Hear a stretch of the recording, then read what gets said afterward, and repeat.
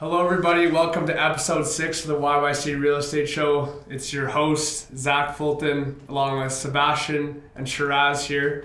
Today we have our guests, Jared and Massimo. So let's take it off, boys. Episode 6, feeling good. Hope everyone's okay. Spring should be around the corner. I saw some green grass this morning on my drive. Felt really great.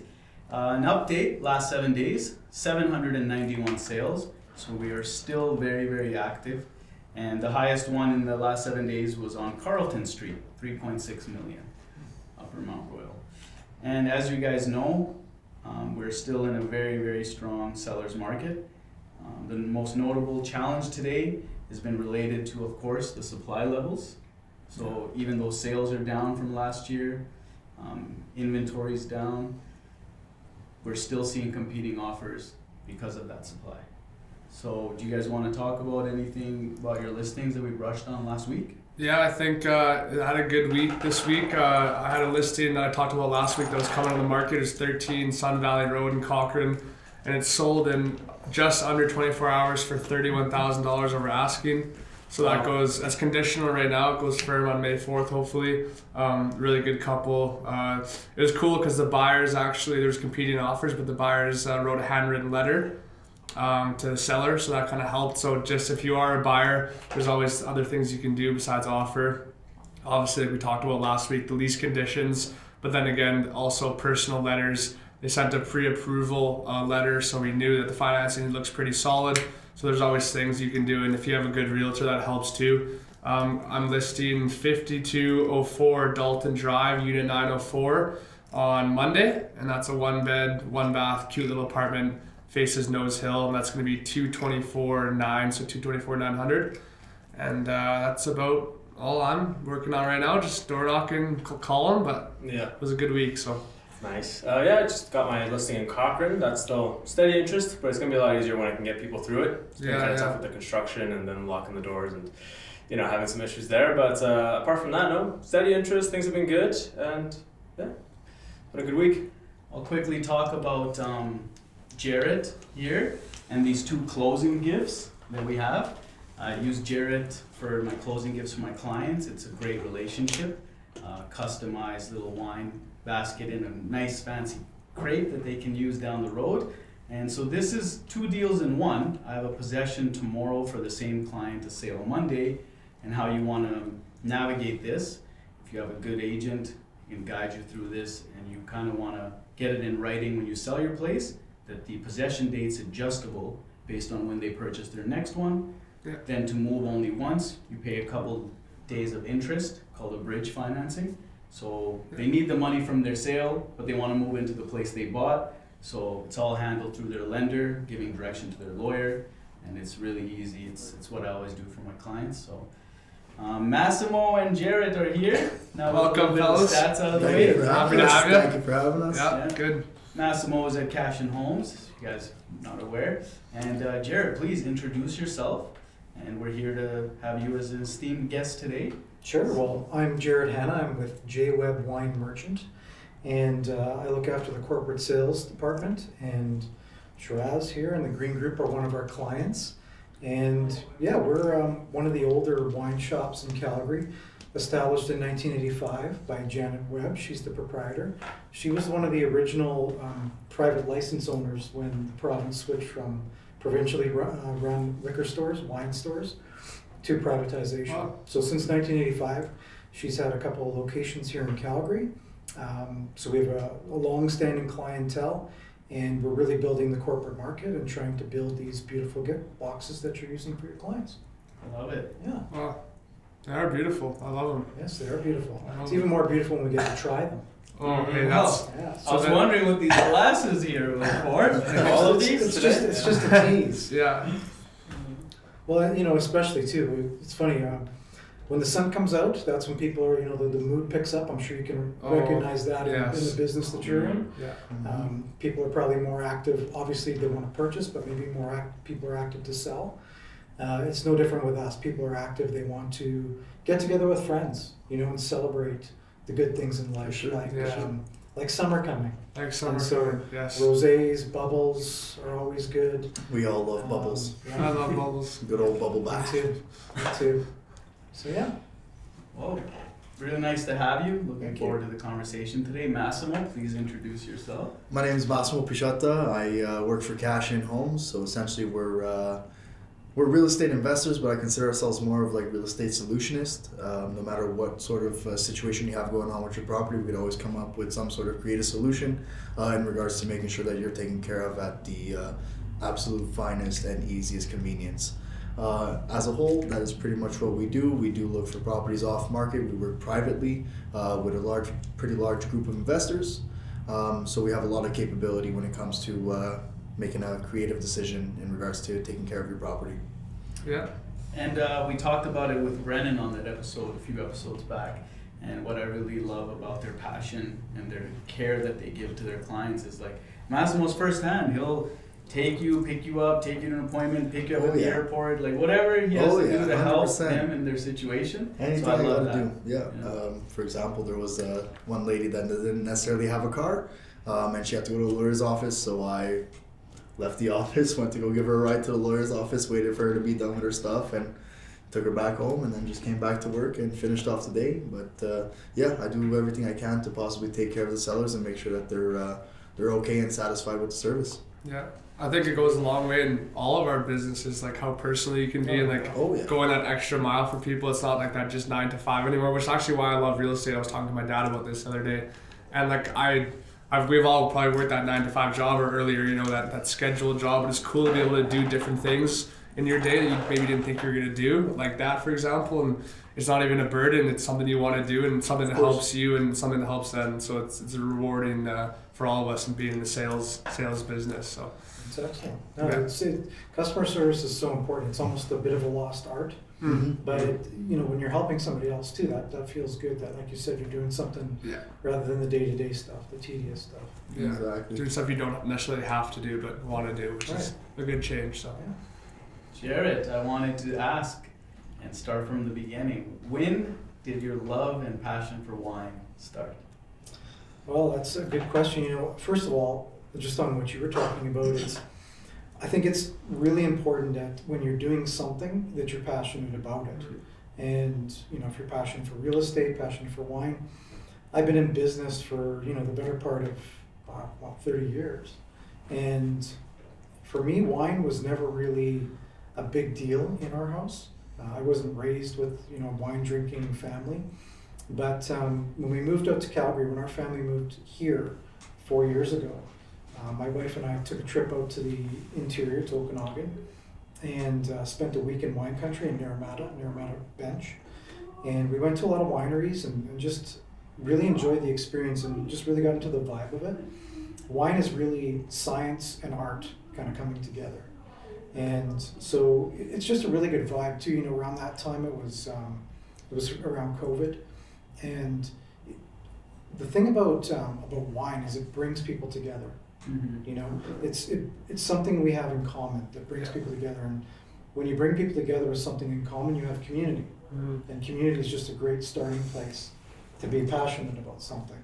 And so obviously the wine is exciting and fun too, because there's so many different wines and wineries to explore, and each winery has a unique story.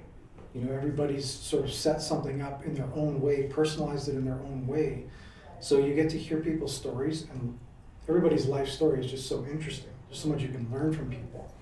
And then when you can sit there and discuss over a glass of wine, talk about some of the things in the world, talk about the good things that are going on, it just is that community that we so desire as a family.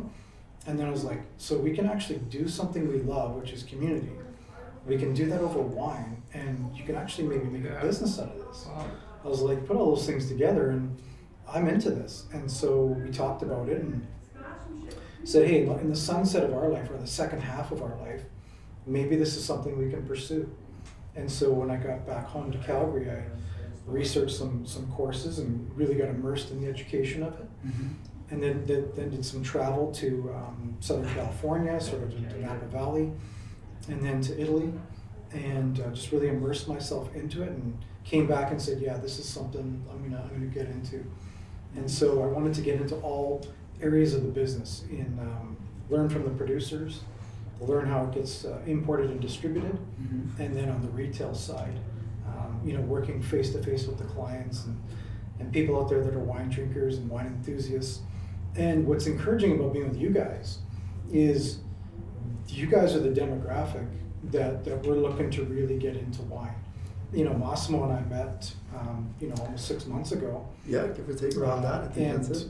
we clicked right off the bat because he said he was into wine, and it kind of blew me away. 'Cause you're what, 27? Yeah, 27 years old. Yeah. And for you to have such, through your family, being in hospitality Mhm. growing up, in the restaurant industry, you had a really good wine knowledge, but just the passion that came out of you talking wine, not just Mhm. about the taste of it, but the experiences The that you remember experience is from key. it, being in the cellar Yeah. of the restaurant, and all those great memories that came back to you. It was really encouraging to see the passion that you had, and that's the passion that I like to bring Thank out you. of other people like you guys. to Yeah. Just Thank sort you, of I appreciate explore and that. investigate it. Thank you. Yeah, it's thanks to Massimo. I'll shout out my favorite wine place in town, Avitos. Yeah. I wouldn't have known about it. Wine bar, yeah. Which is That's where we fun. met also. Yeah, exactly. Yeah, we So did. we meet both there. met over wine. Yeah. It's crazy how it works. Yeah. The community you can build. just Right, through, and I think one of the points in that is that you can find community really in anything, Mhm. especially the things that we're passionate about. Being open-minded, both of us, in both situations, we were open-minded and open-hearted to having some good conversations. And we sort of forged a community over wine very quickly. Yeah, that is a fact.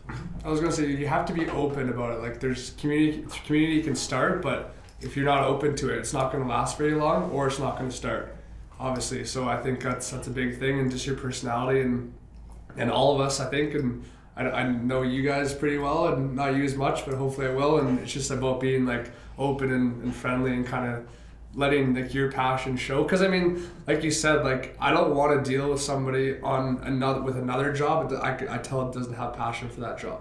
Like I want to work for somebody or pay somebody who has passion to do something, because it goes a lot longer in my eyes. But yeah, no, that's awesome. And then sometimes we're automatically really into ourselves because we've got, and not just because of selfish behaviors. We're all ambitious, obviously, but the day-to-day stuff that's going on in your head, the day-to-day things, the to-do list that are constantly going in our head, it's very easy to get into ourselves because of sort of the situation that we're in. But when you choose to kind of interact with community or with somebody else, which forms a community, you're automatically getting out of yourself by helping somebody else, and that community really helps you too, because it helps you get out. Like you guys talked about helping that lady, to ride to her lawyer's office. How did that feel? I'm sure it felt. Oh, it feels great. Like, it wasn't required of me to do it, but I understood the situation, like at some point in time, I didn't have a vehicle either, and like I needed to get around. And if I was working with someone or was selling my house to somebody, and they offered me a ride, I'd appreciate that to the next level. And same goes for me. Like I just felt great. Like I had no issues doing it. It's like, it's like my mother doesn't drive. So if I knew someone was trying to buy something from her or take care of her and they offered her a lift, it'd be like, that's good service. That's good service. That's respectable, Yeah. So yeah, it does feel good, and it makes you sleep better at night and less things to worry about the next day, because I'm a big believer in energy and karma. So whatever you put in, you get back. So, I'm encouraged to hear you guys say that. You're certainly somebody I'd want to do business with. I was looking for a house. Appreciate that. Thank you. Perfect. And you two wine connoisseurs, so I know having a cigar, you want to have like a scotch or a brandy. So with wine, what do you normally have? To be honest, it's more of what wine to have when you're eating what is the real question. Is to he ask. right? Yeah, a good wine will bring out the best in food, and a good food will bring out the best in wine. It's a good marriage that way. And to speak on that, the company that you're with makes the biggest difference in what you're actually tasting, regardless of whether it's food or wine. If you're with good people, the food will always taste better. If you're with good people, the wine will always taste better. That's a given. That's a good point. It's a good point. Yeah. But you don't always have to have, just like you'd have a cigar on its own sometimes. Mhm. You don't always have to pair the wine. Mhm. Like we said, on a day like today, a nice cold bubbles or rosé or white is gonna be fantastic. Yep. Just the climate's also something that's gonna enhance your experience too, right? So There's that word again. Experience. Experience. It's all about It's experience. a wine experience, not a wine tasting. No, but it truly is a journey, right? Like, you know, if you take an older bottle of wine, even like 10, 15 years old, right? You pop that cork every 20 minutes, that wine will not taste the same. Just because it's building character, it's breathing, it's coming back to life. And we could go into that a little bit further. Feel Just free. whenever you pop a bottle of wine, it's like you're giving birth to that bottle of wine again, right? You're bringing it back to life. Rebirth. Exactly, rebirth. You're bringing it back to life because once it gets sealed, that wine stops breathing. It ceases to exist in that moment. And then as soon as you pop that cork, you just brought it back to life. You CPR it. And like the best analogy towards that is I like to tell people, it's like imagine being stuck in a closet for like 20 years, a tight closet, you're claustrophobic, what's the first thing you're gonna do when that door opens? You're gonna stretch. Go eat. You're gonna reach. You're hungry. Go eat. But you're gonna stretch, right? Yeah, You're gonna yeah. stretch. You're gonna reach for as much space as you can because you've been boxed in. Same thing with wine. That's why the flavor changes, is because the more exposure it gets to oxygen, it develops its flavors, it comes back to life. You're now aging that wine within a couple hours to bring it back to current day, right? So that's why a wine will change flavor every like 20, 30 minutes. If you pour a glass now and in half an I didn't know hour, that. it won't taste the same, yeah? Yeah, just like as humans we can get more complex with age, so does wine. Wine gets Yeah. complex with age too because it's building different characteristics as it ages. It's alive. Yeah, I like that. Seb, do you like wine? Are you a I wine do like guy? wine. I'm just getting into it. Yeah, that's the same with me. I was telling you Yeah, before this. yeah. I'm just. Couldn't really name them all that well, and I don't know how to experience it too properly. Like I don't know how long to let it air out, or Yeah. right, and I don't. Yeah, I'm not sure Well, exactly. and we can talk about this stuff, but Yeah. it's good that you bring that up because wine can be pretentious. Mhm. It can be intimidating because there are so many grape varieties. There's over 10,000 grape varieties. Wow. Nuts. So it is a very intimidating topic, and the industry hasn't done itself much favors. It's kind of highfalutin or Yeah. hoity-toity, but there's lots of great bottles that we offer. Yeah. For example, for $20 to $25, we've got hundreds of great wines at that price point Yeah. that are going to express themselves in different ways. But we'll go through it later. But really, it's not having to worry about what you think you need to do to get to know wine. It's just really learning and nosing it, tasting it, finding those flavors, Yeah. finding those aromas, and we'll talk about that later. Making the effort to experience the wine, being willing to taste and expand your palate and be like, okay, what does this actually taste like, or what does this bouquet give off? You know what I mean? Like, And that's why, like That's right. in our stores, we'll do sampling. So you Yeah, can come in, and we're always doing different grape varieties every week, so that you can come in and try it before you buy it. And talk about it and ask the people who are Yeah. educated about it. And that's the thing, is no question is a dumb question. It's just like in real estate. Would you want your customers to ask you questions so that you could have them better informed? Yeah. It's the same thing with wine. Don't be afraid to ask what you're drinking. Where are these grapes from? What are the profiles? What are the flavors I'm going to get out of this? That's okay to do. With that being said, what temperature should red wine be at? Because in Mexico, my family's always like, put it in the fridge before, like, make sure it's cold. So I was like, all right, I thought it was just, I live in Canada, I don't know Yeah. what. No, that's actually really professional advice. Red wine is typically at room temperature, but it is wise to put it in the fridge for about a half hour before you're serving it. yeah. Just to put a little chill on it, just to crisp it up a little bit, and then as it comes out and breathes and warms up, it'll express itself more as you drink through the bottle. Oh. So it'll actually change. Yeah. Am I correct? Sorry. No, you are entirely correct. And the reason why they say to chill red wine roughly 20-30 minutes before you open it is because room temperature back in the day when this standard was set, room temperature was a little bit cooler. So that's why it's better to do that now today is we Right. put it in. So there's like a rule of thumb. It's like if you're drinking red wine, put it in the fridge 20 minutes before you're about to drink it. And if you're drinking white wine, take it out of the fridge 20 minutes before you're about to drink it. Okay. Yeah, so like that you could pretty much always get it around that temperature that it should be enjoyed at, right? If the wine's, that's an excellent point on the white wine too. If the wine's too cold, it'll dull some of the flavors too. So you want to let that You white won't get the wine- full flavor you wanna profile let of the the white wine. wine warm up a little bit to get to Mhm. warm up the flavors. Yeah. One thing I do want to talk about, you touched on, is like I think because I'm young, I'm 21, so I think I didn't really start. I drink some cheap wine when I was younger, but not They good. all Just- did. yeah, but Still do sometimes. yeah, exactly, like barefoot in Scotland. No harm to you guys. I love a sponsorship. Have you seen We'll this? call But- it baby wine. Yeah, but no, I think what I was trying to talk about is when he's talking about asking questions, I think there is, and this is in my experience, like I was telling you before this, when I've gotten to wine, not got into it, but learning a lot more in the last 6 months, because my uncle, who worked at wine vineyards and knows a lot about wine, kind of like at your guys' level almost, he was like open to it, but I feel like there was always like a bit of like a stigma, and they call it like wine snobs, and you felt like you were like a young kid, like kind of out of place, and like you didn't know. So like kind of goes back to like community and like people like on the other end of it, like that wine bar we went to. Yep. Like everyone in there, like everybody that worked there was so welcoming and like wanted you to learn. And like I can tell from like you guys, you want people to learn, and like it's not a scary experience. But I feel like, I don't know, like you said, sometimes wine can be placed in like that really, like you're really rich, really successful kind of snobby culture. I think it's good for like people like you guys to like kind of get that out.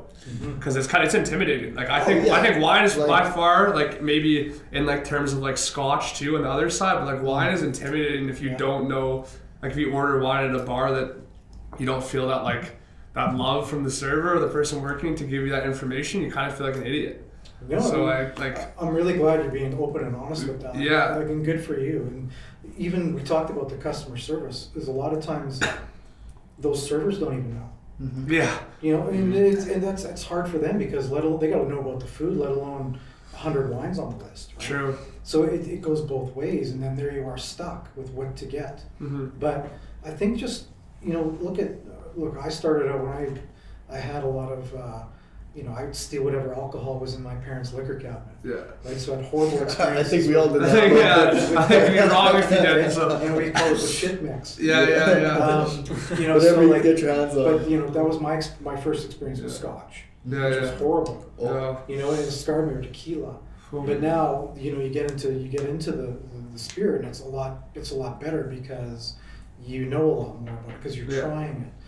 Same with wine is that if you just ask questions and if you just try it and try to get to a store or to a restaurant that does put a premium on that, you can learn so much about it, and it's really worthwhile to do, because even beer these days is extremely complex too. Craft beer. Yeah. Craft beer. Craft Yeah. beer, there's 16. That's a whole 17 different culture. Yeah, Craft beer you culture. could miss me with the beer culture. But the same thing though, they're really Bud Light. getting into the complexity of it. Yeah. But wine shouldn't be as intimidating, and I'm glad you bring it up because the industry has had a problem with that, and that's something that we definitely want to change at JWeb.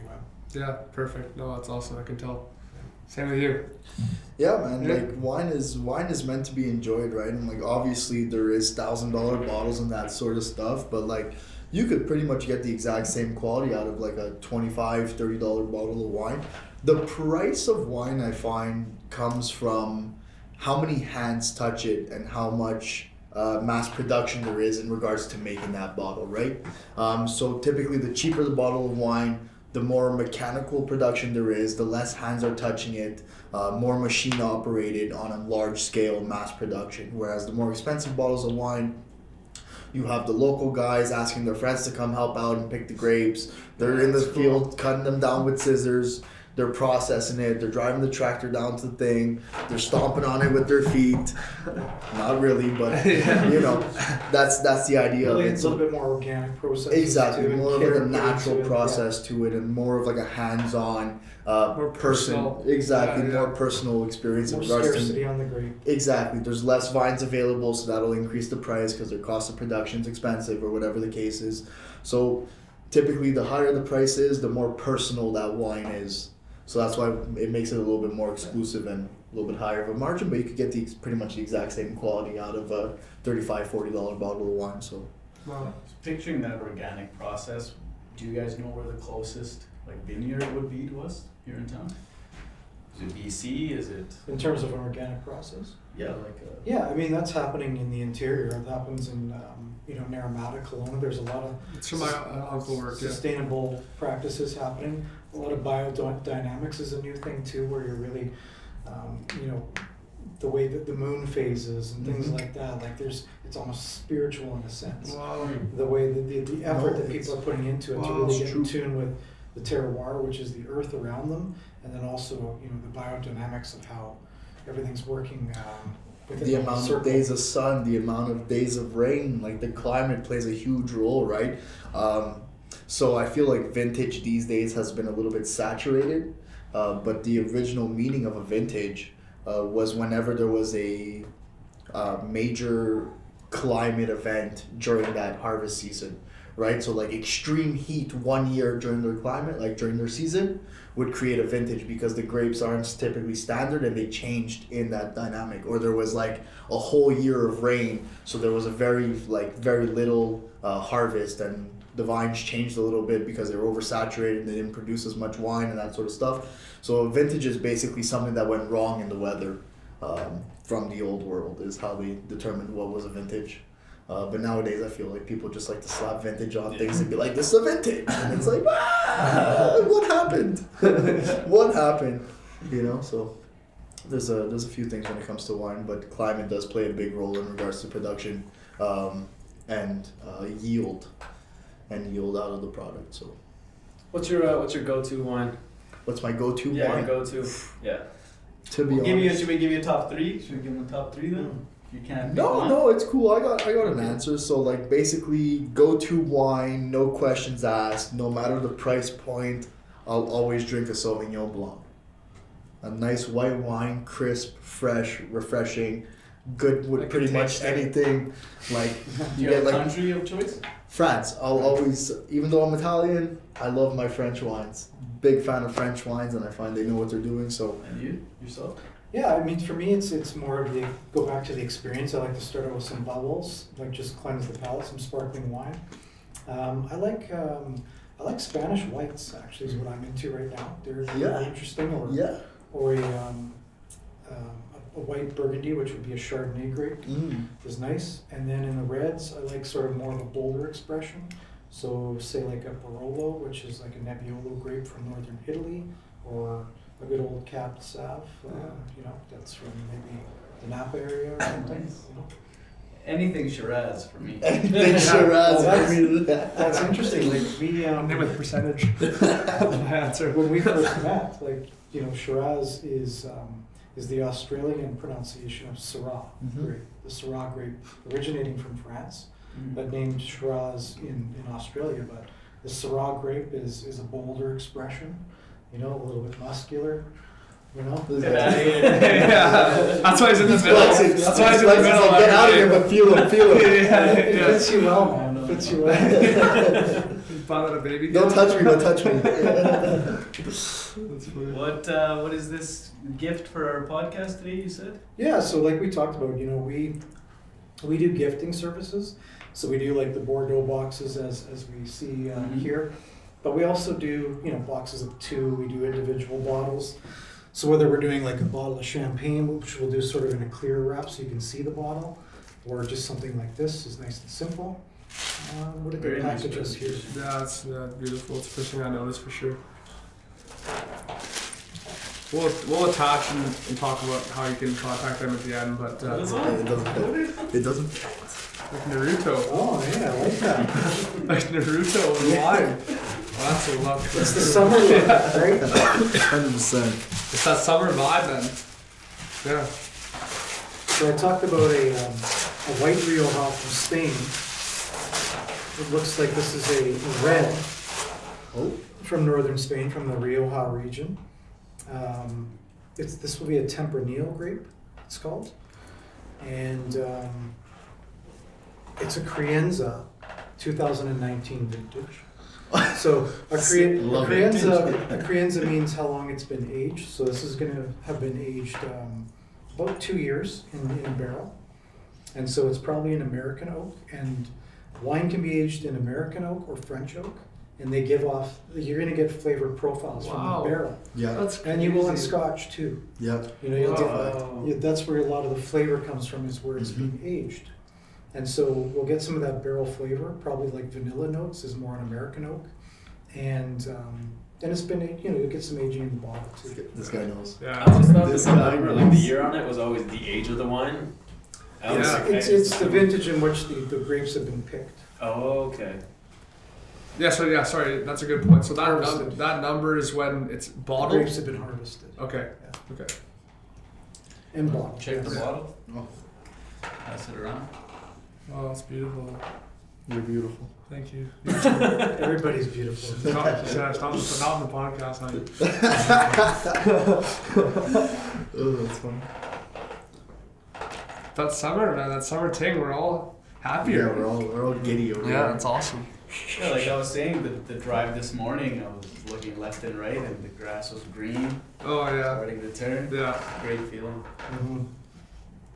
So you guys want to try this? Is that- Please. Yeah. Calgary's beautiful for those 5 months. Those 4 Yeah. or 5 months. See, I'm a winter guy too. Like I don't not a lot of it, but like with Even- hockey and skiing and snow, I don't mind winter. Even in the winter, like it's still beautiful. It's blue skies Yeah, almost every that's single true. day. We're Like, the you can't sunniest, go one of the wrong. sunniest places. Yeah, for sure. At least, I'd say 280 days of sun. In Calgary? Yeah. We're Is one of that the sunniest places in Canada? Yeah. Probably in the world. in the world, actually. Calgary. Yeah, specifically. I didn't know that, but that was Yeah. a true story.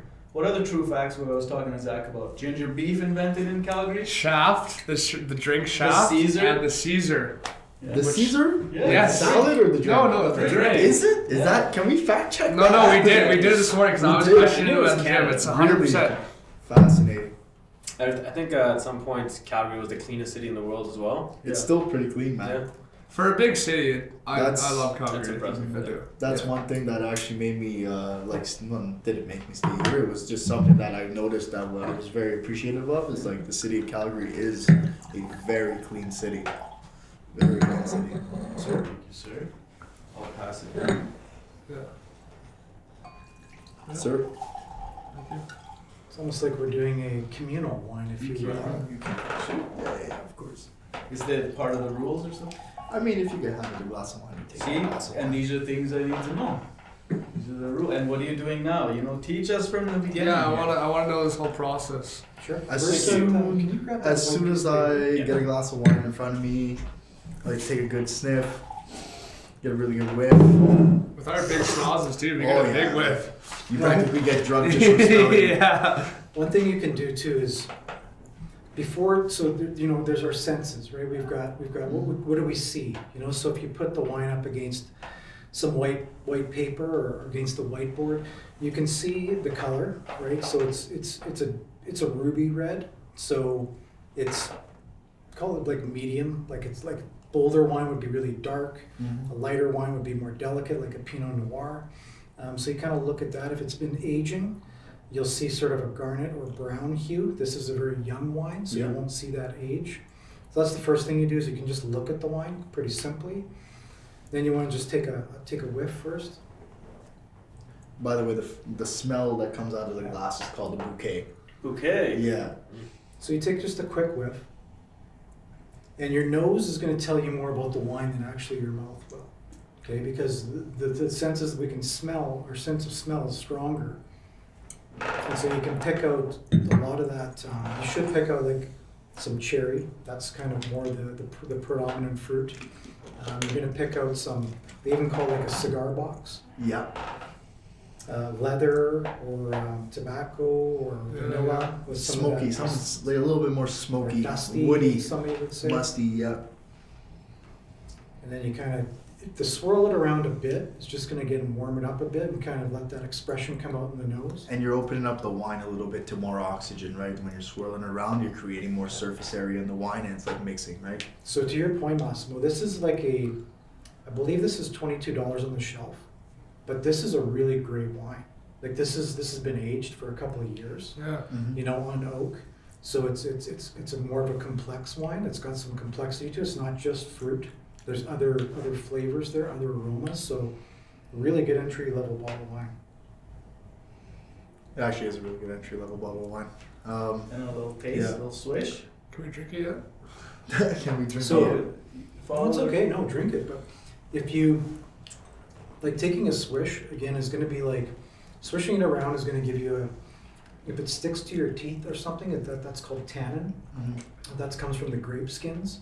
So how tannic is that wine? How grapey is it on your teeth? If it's really warm in your mouth and in your throat, it's going to tend to have maybe a higher alcohol content. Yep. This one is And the glucose content. 14%, so it is a little up there in alcohol. And then if it's dry, this is a dry wine. And sometimes that's the confusion. Like the way you talked about the Moscato, the barefoot Moscato. Very, very sweet wine. That's going to give you a really nasty hangover. Oh, it does. It does. It does. But pretty much 90% of wines, if not more, are dry. They're bone dry. Okay. But you can get wines that we call them jammy or fruit forward. So there's going to be a lot of fruit forward in it, but it's not actually sugary or sweet. It's dry, but the fruit makes it seem like it's sweet. So you can get a good wine that's going to taste like fruit and taste sweet, but it's not sweet. That's more things you can get as you get more experienced. Wow. So why do you want to grab it from the stem? Like, this is the stem, right? So when you're drinking wine, right, if you grab it by the bottle, your body temperature is actually warming up the wine. So there's not actually a proper way of holding a wine glass. You can hold it however you'd like. Typically, if you do hold it like this, you will be warming up the wine a little bit more. So you're not gonna lose. Accelerate the Yeah, you're just changing. Yeah, That was it's gonna taste different that because was it's just warm. phenomenal form. Like that was See like it again? veteran right there. That Oh, was chance. I'm Yeah. serious. I'm not Rookie joking. of the year. I'm Rookie of the year. not joking. I don't even. Seriously, rookie of the year. There we go. Wow. MVP. So again, by the stem, because you can get just a good pour. You're not getting your fingerprints on the glass too. That's the other thing, right? But like Mas said, you're going to warm it up if you're really putting your hand on there, which isn't Yeah. bad. You want the wine to warm up over time, but you want to give it time to express itself. But this is kind of the proper way. I've seen people hold Oh, glasses of wine like When this, you swirl it like that, this, like underneath. This is not bad. the drip coming down is called the legs. Yeah.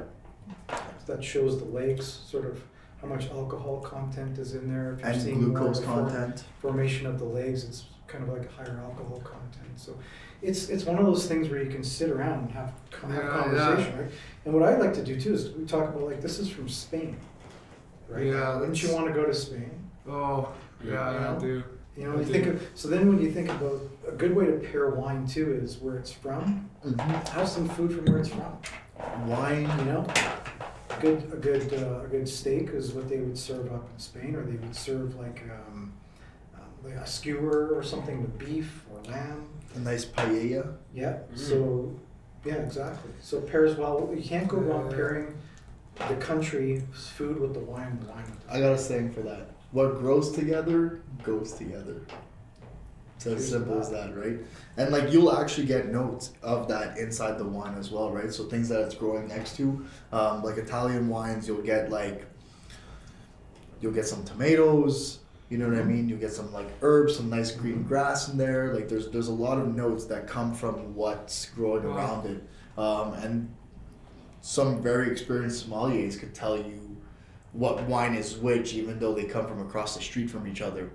And that's just because of the roots, right? The root system draws from whatever soil it's growing in, and you get nutrients from that, and that's why you'll get sometimes like a granite flavor in the wine, the minerality of the wine.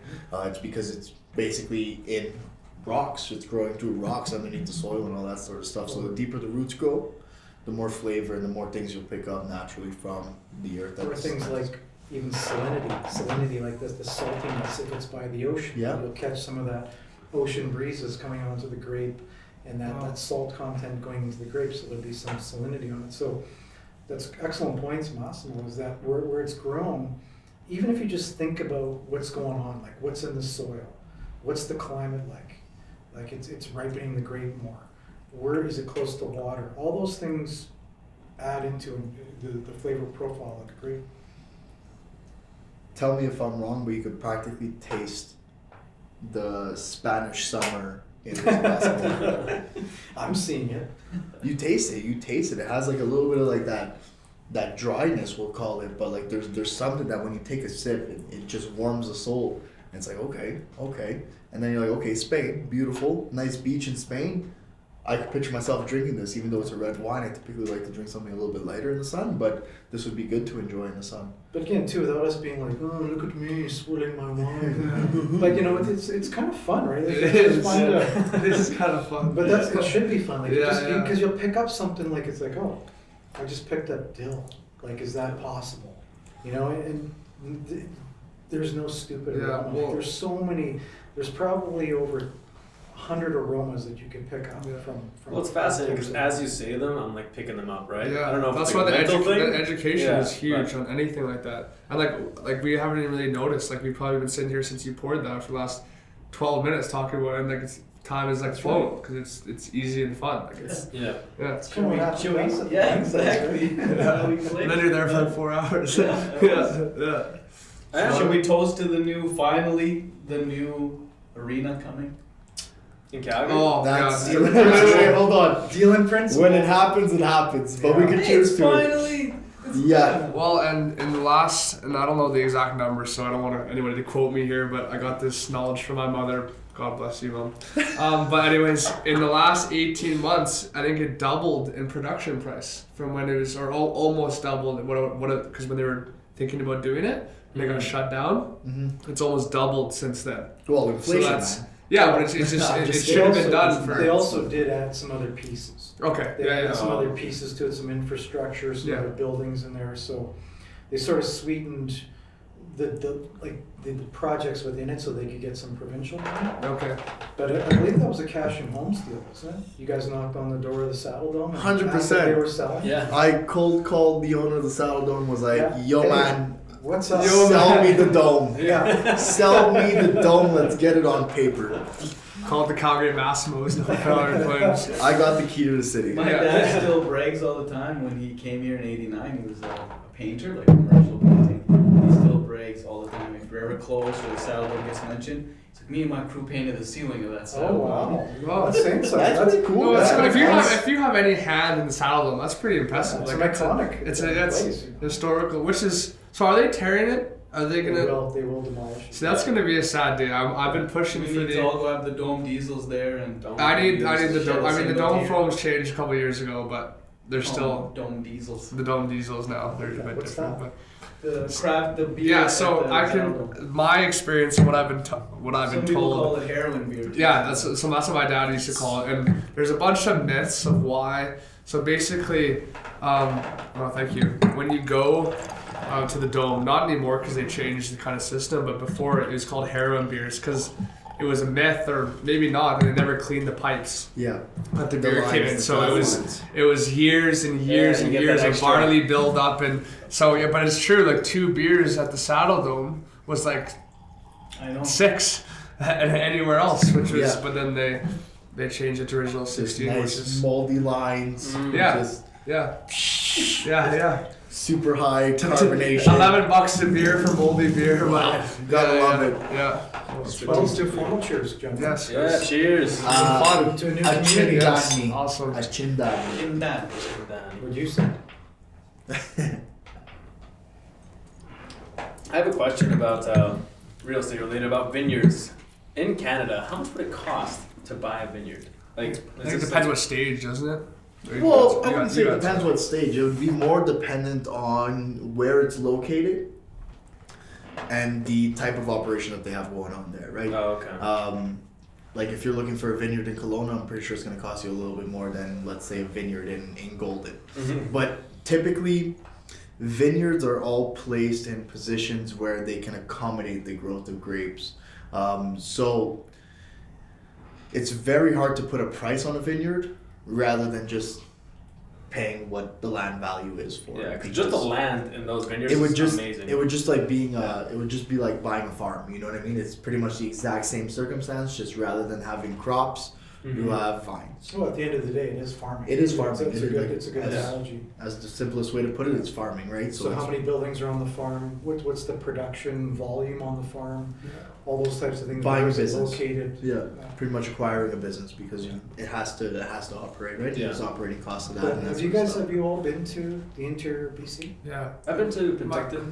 for wine tours? Okay, yeah. I went to the vineyard my uncle worked on, Upper Bench, or Deep Roots out there in Armada, and it's beautiful. It's an absolute experience. Talking experience, that's an experience. Yeah, if you live in Calgary and you can, find your way out to the Kelowna interior area, please do it. It's an experience. Another thing about vineyards, as you brought it up, they're typically. Oh, I like that. Oh, that's crazy. Yes. Do it in the cellar. Oh yeah. We do it With in a the drone cellar. filming the podcast. So yeah, to bring it up, typically vineyards, you'll find them in probably some of the nicest places. Because wine, or I'll say grapes, grow better in really nice environments. Like if you look at France, everywhere that there's a vineyard, it's a beautiful, beautiful view no matter which direction you're looking in. I remember in Quebec, because I'm originally from Montreal, I was working on a vineyard doing mobile bottling. And we were stuck in a trailer the whole time. Nonetheless, I would open the door to the trailer, I'd look out, and it'd just be like a huge slope going right down to the water. And like it was a gorgeous view of the river, the St. Lawrence River. You had the little mountain on the other side. I could imagine it clearly, and the vines were just going straight. And it was just a beautiful, beautiful view. It was like 7 o'clock in the morning. There was some fog going across the vineyard. It was a gorgeous view, and that wine was actually really good. Why? Because it was growing in a beautiful place. So when you think about all those things you just said, usually grapes are planted on a slope because, like a solar panel, they're going to get that full exposure of the sun. Like he said, if it's in an area where there's fog, it cools the grapes off in the morning after they've been really soaked in the sun. And that fog is also going to create some condensation. So it's kind of a natural cooling and Watering irrigation, system, right? So rehumidify what the a great vines. environment to grow that in, where it's just getting a lot of love on those vines. It was actually really good wine. I was actually pretty impressed, to be honest, for some Quebec wine there. Yeah. It was pretty good. What is the wine season? When does it start? When does it end? When do they harvest? Like at least for BC. Well, so BC right now, the vines are already intact. So the vines they're perennial. So every year they're producing new grapes. So they'll start bud burst, just like you would see on the trees. Probably now is when bud burst will happen, when the leaves will start to sprout. And then they'll be, depending on how hot it is, because the interior can get quite hot, and the type of grape, a lot of grapes, the grapes they plant there can take that kind of temperature, but they might have to harvest them a little sooner because the heat or the threat of smoke can happen in the Kelowna region, but usually, in August, September, sometimes would be the And harvest actually depends a lot on the type of quality of wine as well, right? Like a grape that's a little bit more aged or took a little bit longer to harvest will have a different flavor profile than something that was harvested a little younger. You know what I mean? You're bringing out different parts of that grape the longer you wait or the longer you take to harvest and that sort of stuff. So literally, wine is like science. Wine is literally a science because every little thing. So I have a quote about like everything depends on everything. So like that, everything you do to that vine directly impacts the flavor profile that you'll have after you bring it back to life, sort of thing. There's just a lot of things that play into making wine, and it's very unpredictable. But it changes everything about it. That's why we mentioned it kind of special to have a vineyard, right? It's just like this is yours, and you're gonna cultivate it the way you want it. Yeah. And that's like when you go to those wineries, you'll see the pride of ownership of production. They're very proud of the way they practice, their production practices, the time they put into it. So when you get to visit those small producers, whether it's New World or Old World, just the passion they have behind why they do it. Sometimes it's generational too, so it's just great to be around that type of community again. Well, just like you said, generational. Like in France, the cost of operating a vineyard or purchasing a vineyard is so exponential just because of the history that comes from it, right? That it's just passed down from generation to generation. You have people that have been the family's been on that plot of land for like a couple hundred years. Just passed down. Yeah. Well, they can let it go because it's not feasible to buy that land and then operate, because then your cost of wine is going to go through the roof.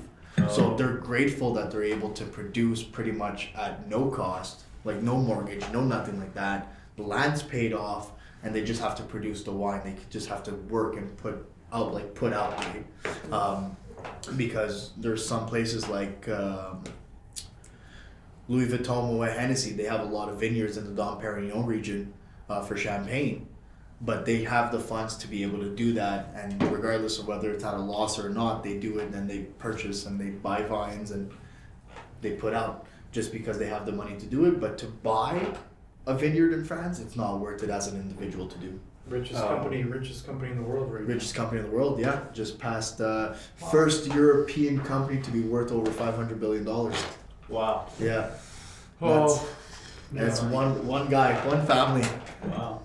What's his name? Arnaud? Something Arnaud? I'm gonna go door knock him. Yeah. And wine is one of those things too, where it is a store of value. A store of value. Wine is an asset also.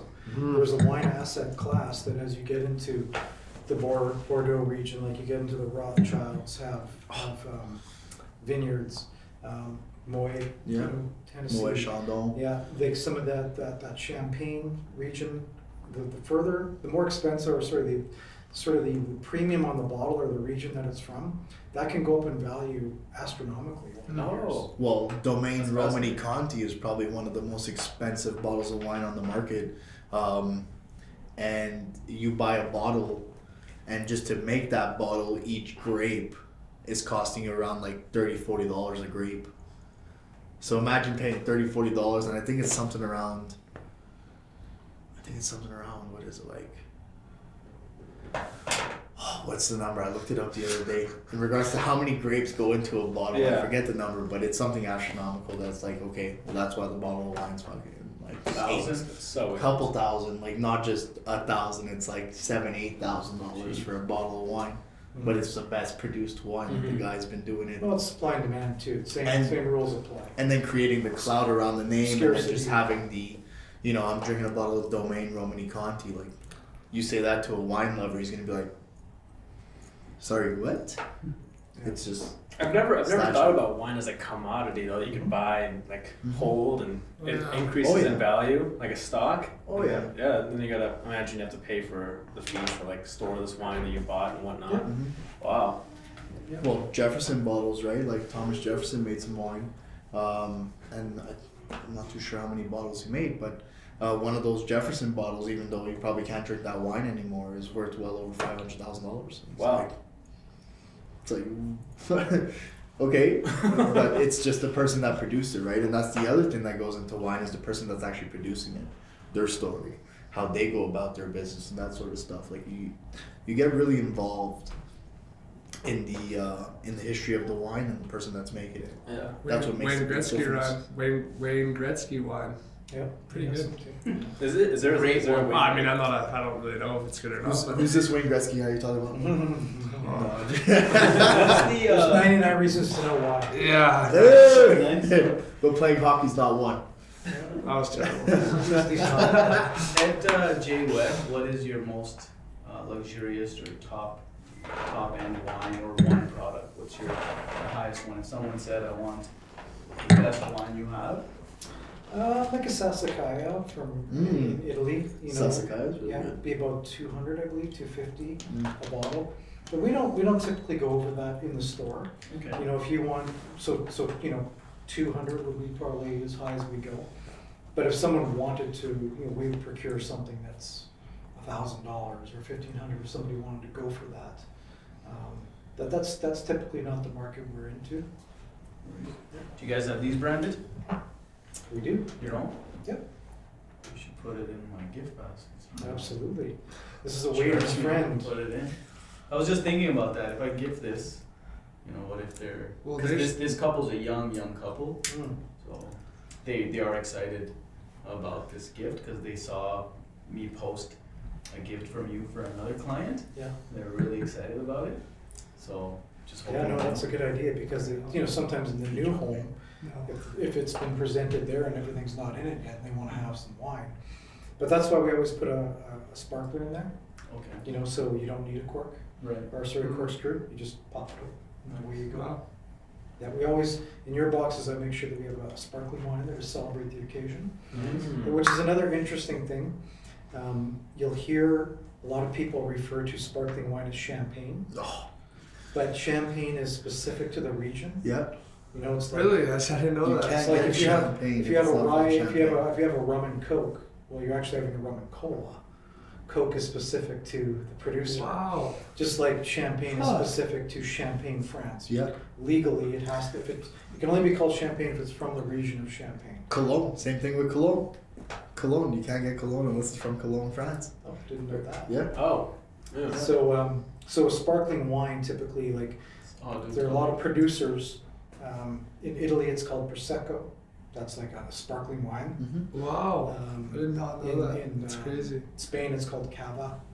In America, Yeah. it's just called sparkling wine. Yeah. But it's done in a lot of it's done in the traditional methodology of a champagne. So superior, great tasting wines. They don't have to be champagne, but it's just an interesting little anecdote. But we always put sparkling wine in your cases because of the celebratory factor. Awesome. And we'll put in a white and a rosé just to give it some color and some good reds. Oh, these are amazing gifts, and Make sure nobody's missed. See, traditional method from the Okanagan. So they take the methods from Champagne, but they And a lot of the wines we have at J-Webb are exclusive to J-Webb. So those smaller producers we talk about around the globe, Yeah. like our general manager was just in Italy for a conference called Bin Italy, thousands of producers. And so we'll make exclusive deals for Alberta through our wine store with Wow. the producer. So a lot of those are exclusive to us. The Blue Mountain being one of them from the Okanagan, that's exclusive to us in Calgary. How are you enjoying the wine, gentlemen? Whoa. Love it. It's awesome. Oh, wine's great. very good.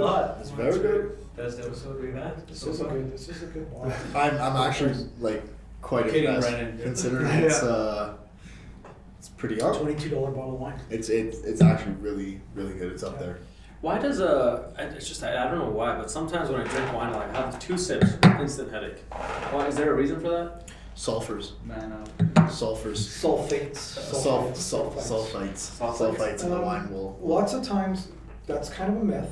Oh. Because you'll get just as much sulfites in a lot of the foods that we eat. Okay. As there is in a glass of wine. Mm-hmm. A lot of times it's hydration. Yeah. You really need to hydrate as you're drinking wine. Get some water in you. Just the rule of thumb is usually a glass of wine is a small glass of water. Wow. So if you're pumping down 3 to 4 glasses of wine, you're really getting dehydrated. Guilty. And that's literally how you get a hangover, by Guilty. dehydration. Yeah. You know, so always drink some water. That'll lessen the a headache. Mm-hmm. But the sulfates, some are higher than others. But traditionally, that's not the issue. It's dehydration.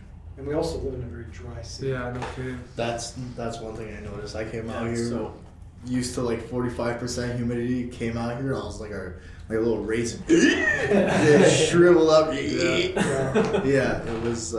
It's a very dry Yeah, city. so always drink water when you try to drink water when you're drinking alcohol. Even in the bar, have a couple glasses of water. It'll save your life in the morning. 100%. And that's one thing one of my cousins told me was every ounce of liquor, like 40% liquor, you should have a bottle of water. So every ounce bottle of water, you'll still get the feeling, but you won't be hungover the next day and you'll be able to go all night. Yeah. Which is what we're here for. That's right. Yeah. Bad questions for us? I don't think so. Because I was excited let's- to introduce Yeah. Zach and Sebastian to you. They've met Mighty Massimo already. Yeah. So if you three have any questions for each other, obviously this is who you're going to reach out to for Of course. closing gifts, Of right? course. Yeah, 100%. Yeah, no, of course. Well, honestly, We always think about that. What do we get? Gift cards? Well, yeah, because closing gifts are hard, and obviously you want to do it, and you want to Thank you. make it feel personable, like this is. So that's a great. Now we have a great. And I've got Source. comments on the crate is usable afterwards. Yeah. Yeah, well, it looks great in the pantry. Yeah. Well, one of the things I'm encouraged to hear about you guys is the biggest that, if I could just share some advice with you guys, Please. because like I said, I've been in business for years, not, just experience-wise. It's stay passionate about what you do, and that customer, and act like these guys. Yeah, Have fun. yeah. Have fun. Yeah, It's all about having Well, fun. definitely it is, like, definitely having fun at what you do, this is great, but being passionate about what you do and that customer service level that you guys have is gonna keep you engaged, you know, so Yeah. I was encouraged to hear that your attitudes towards what you do, that's gonna serve you well, not just in business, but in life. Yeah. So if you maintain that attitude, no matter what you do, like, this is probably my third career move, you know, just by changing it up. Yeah, Because I yeah. wanted to kind of, you know, keep the excitement going. I love real estate. I've always been in real estate. I kind of do that on the side because I just love it. Yeah. But I'm always looking for something that I can learn about. Mhm. You know, keep me interested in something that's completely. I like to go into something that's risky and intimidating because it makes me feel alive. Yeah, Right? yeah. It takes away that fear factor again, as it kind of go right into it and not be afraid to learn about it and not be afraid to share that with other people. Be the one that's brave to Yeah. ask the questions. Comfort is the death to creation. True. Like that. Well, that's kind of our goal. The three of us kind of sat down and talked about it in former episodes, but we sat down and we're like, what can we do to not only do real estate, but have a Thursday couple hours where we just, it's the YYC Real Estate Show, but it could have a different name almost every week because we Well, don't, it's the YYC, right? Yeah. You want to promote and have people like exactly, Sheraz on. exactly. Yeah, no, it's Brandon been from great. Cashin, yeah. Our guests have been great. It's been fun. I've had an awesome time, and I know you guys have too. Yeah, it's and only, it's hopefully only the beginning. Our guests have the same thing, but we Yeah. also talked about it before. We do want to thank our, as of right now, it's a couple loyal viewers, but it's gonna grow. So Yes. obviously the support is awesome, and if you guys hear about anybody looking for a new podcast, please send this their way. But like he said, we want to keep it light, keep it personal. It's And been to great. our two viewers, if you guys can review it, that'd be fantastic for us. That Review really it, helps. Yes. share it if yeah. you find value. It's called the like Share it and to a comment. friend. Yeah. Like, comment, You know, subscribe. somewhere And over obviously, here, we always post, and you know, if you're watching this, you'll be able to find the links for reach out to Jared, Yeah. reach out to Massimo. Yeah, we'll have all our personal tags. There's always some sort of valuable information. If you find value, share it with someone that you think they might find value, and then everyone just works together to build a true community, Right? Mhm. and Yeah. that's how See, we and can all the prosper. community. Do you guys want to hear the story behind these two gifts? Yeah, sure. Going a little over and above, and Let's do it. loving my job, and these are the moments where you really take pride in your job and truly helping somebody. So, you know, I had a client reach out to me and say, my family's growing, I've been blessed with 2 children, and we need to have a yard, and we need to now expand. So I sold his townhouse. He needed a number, and I promised him, and I literally said, this is what's going to happen. I'm going to list it Friday night. I only need you out of the house with your kids and everybody on Saturday. We're gonna review offers either Saturday or Sunday, depending on how much traffic. We had 23 showings overlapping. We had 14 offers. Wow. We got him a lot more than he wanted. Oof. But now here was the issue, and the story behind these two is, we now started to look for that property for him. His Mhm. place is now sold, but I got it in writing that the possession date is gonna be adjustable based on when we find our next place. So they're not under the pressure, we need to move, we need to settle. So we started our search. Due to the market, we talked about at the beginning, a very, very strong seller's market, competing Yeah. offers. We kept putting unconditional offers, over asking, and we lost. And they were starting to get a little discouraged and a little down on themselves. Mhm. And I said, don't worry, I will make it happen for you. Just you let me know if you want this house and we'll make it work. We went and viewed one in Thorncliffe, and competing offer situation again. And he put his best foot forward, my client, put the absolute maximum he could spend. And the agent, long story short, small world, he ended up being high school mates with me, and he's Wow. like, hey. Wow. And so I said, you know, my clients really love this home. Obviously, we have to follow the rules. And he said, yeah, I got to be honest with you. You're definitely not the highest. I can't tell you what the highest is, but I'll be honest with you. I have to do what's best for my client, and you're not the highest. So if you want to win, come much higher. My client couldn't go any more. But I said, they love this house.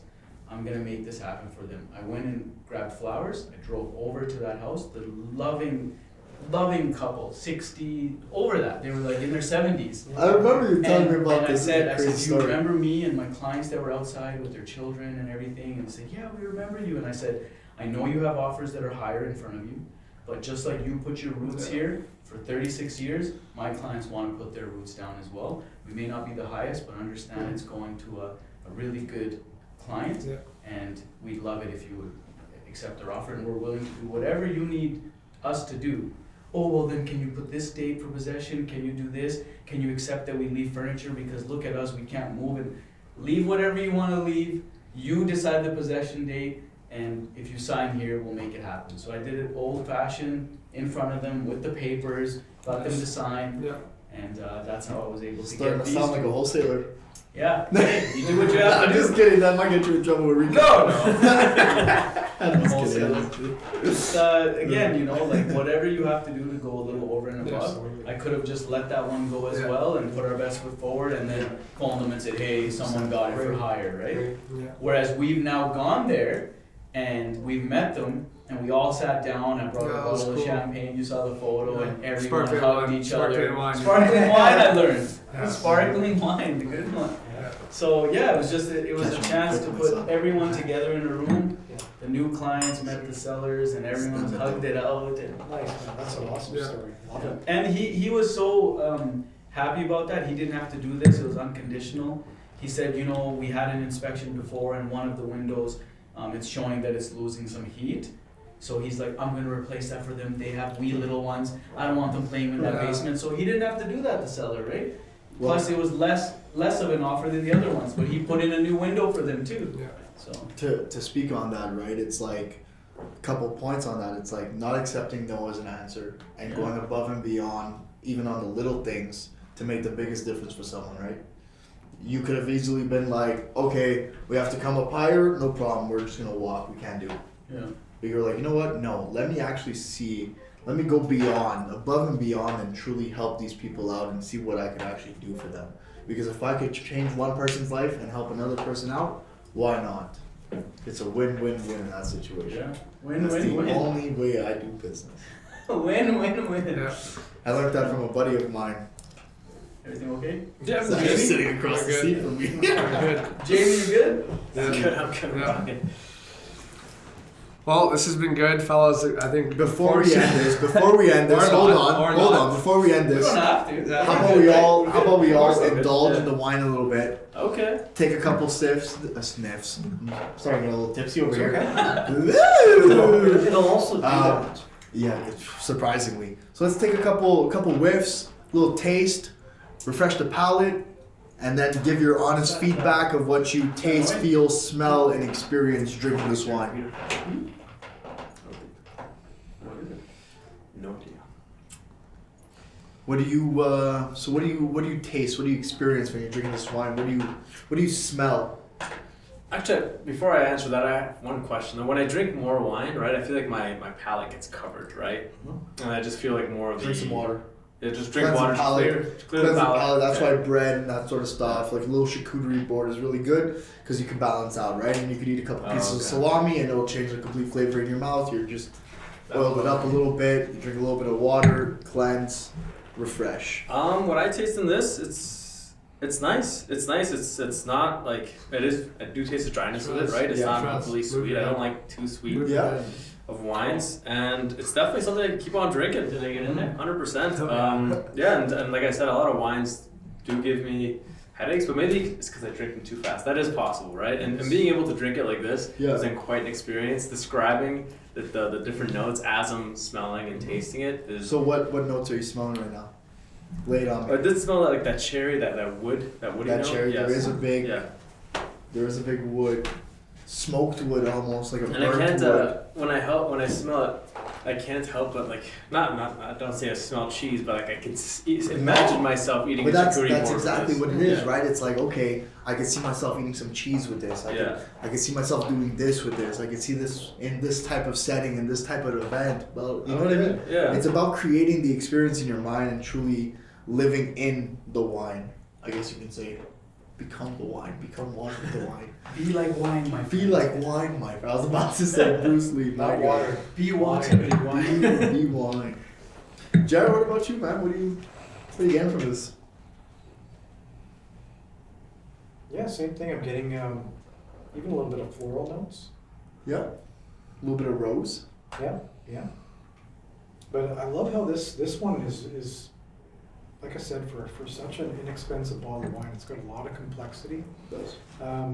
Good medium body, like it's not too full bodied, but it's not light either. So I like the texture of it. And as it's sitting in the glass, it's really been expressing itself better. Yeah. And you It does taste a little different than the first sip, for sure.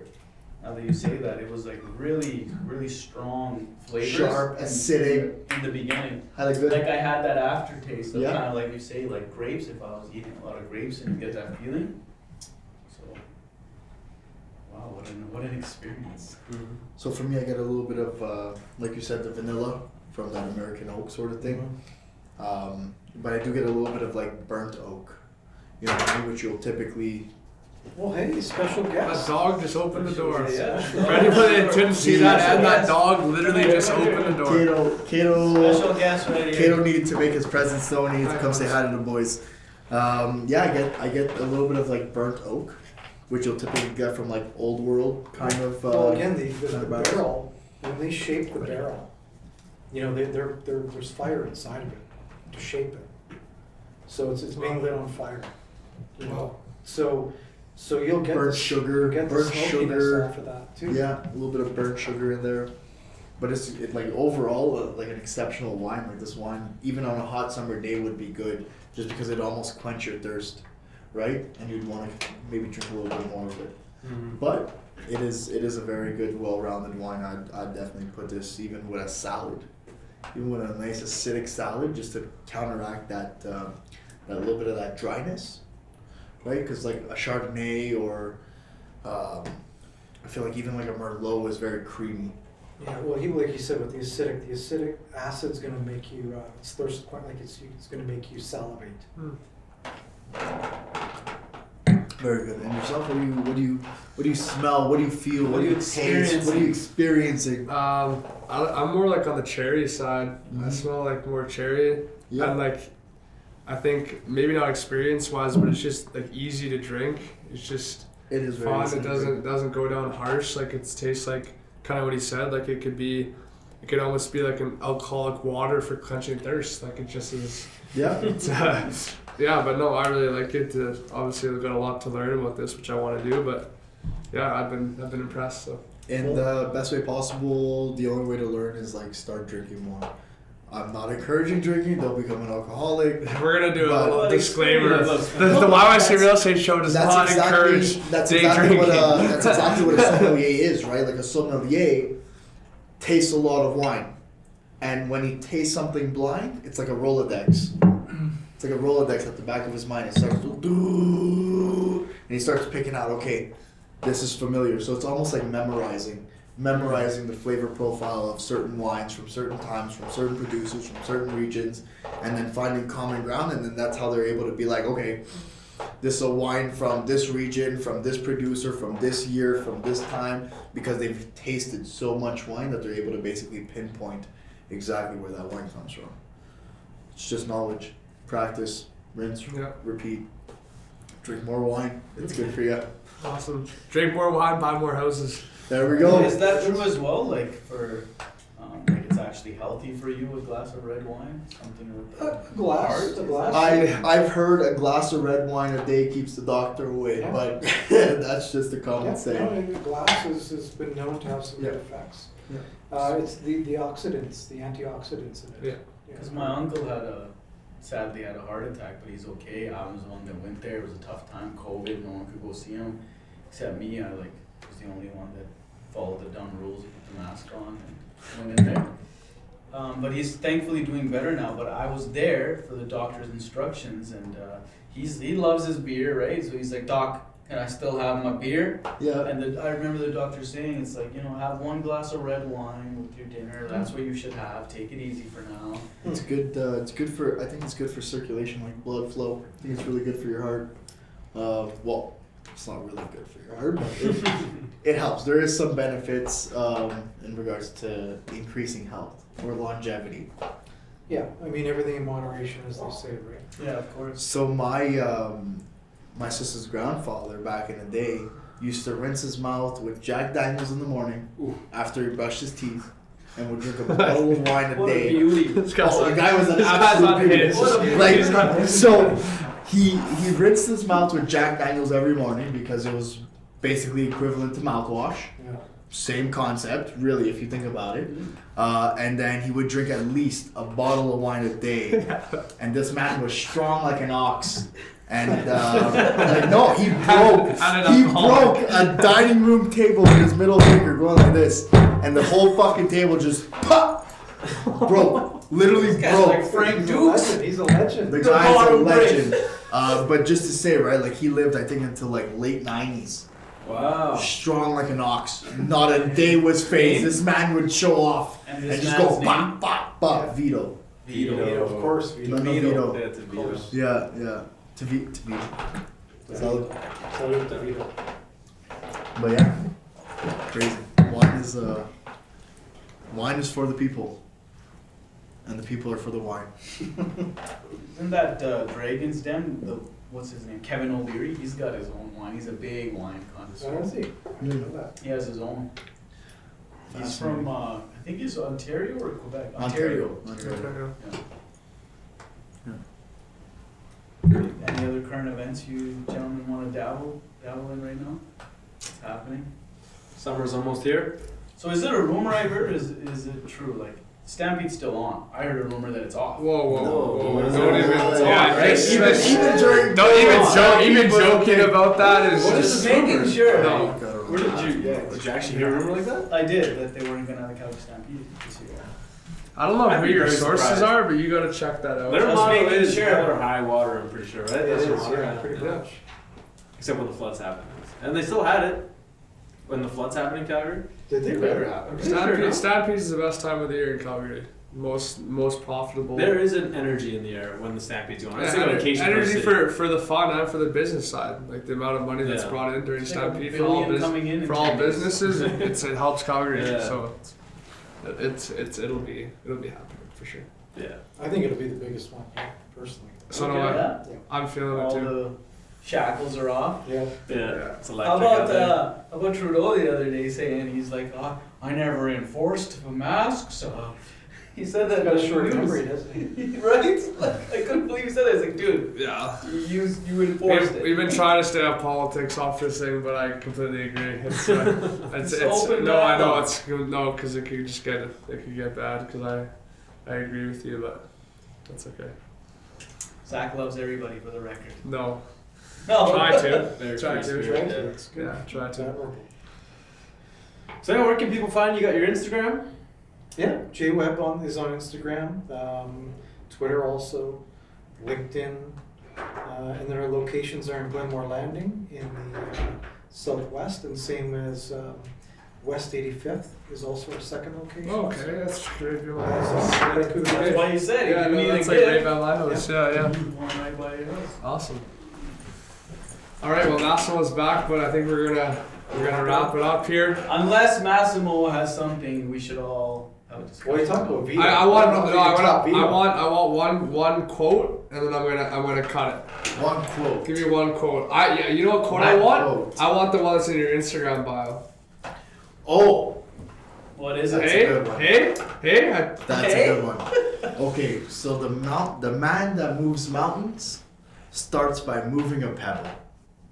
It doesn't matter how long it takes, take action and start right away, even if it's one small move, because inevitably it'll compound and you'll be able to move a whole mountain by taking one small step towards a larger purpose. Sweet. Cheers to that. And that was episode 6 Yeah. of your YYC Real Estate Show. Thank you, Jared, again for coming. Thank you, Master, for being here. We will be like every Thursday. We'll be back for episode 7 next week, and appreciate you watching. Awesome. Awesome, guys. Till next one.